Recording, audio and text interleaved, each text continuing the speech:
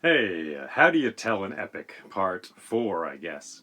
So, the Mahabharata I am working on, two problems I'm working on today or this week. One of the main characters in this story is Dhritarashtra. He is a blind king. Wonderful. Lots you could read into that. He's a blind king. So, how do you represent that? If people are just hearing it, of course, you just say he's blind.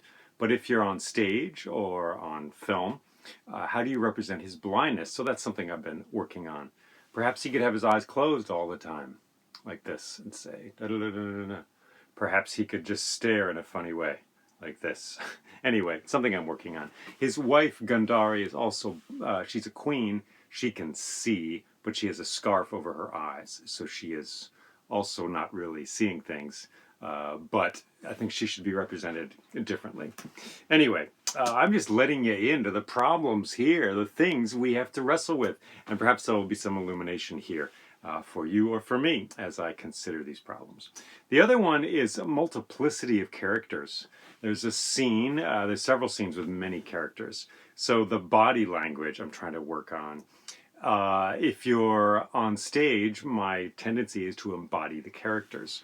And so you do this, you turn, and Jack said to Jill, "What do you think? Should we have peanut butter and jelly for lunch?" And Jill said, "Yes, Jack, I think that's a great idea, and let's have some pretzels too, and I can stuff them up your nose." So they have a little conversation. So that works pretty well, but if it goes on too long, you aren't addressing the audience anymore. They are simply witnessing a spectacle which is going on stage, much like a play.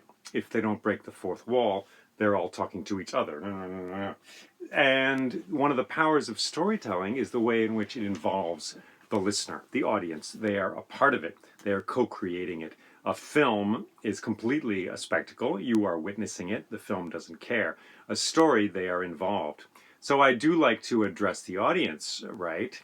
Now, I've had this problem before. For example, in the end of the Odyssey, Odysseus strings the bow, wins the archery contest, kills all the suitors.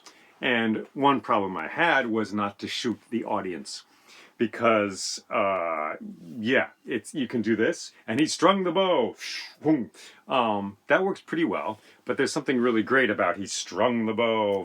But the problem is you're blowing away the audience if you're not careful. So I've done that by looking above and beyond them.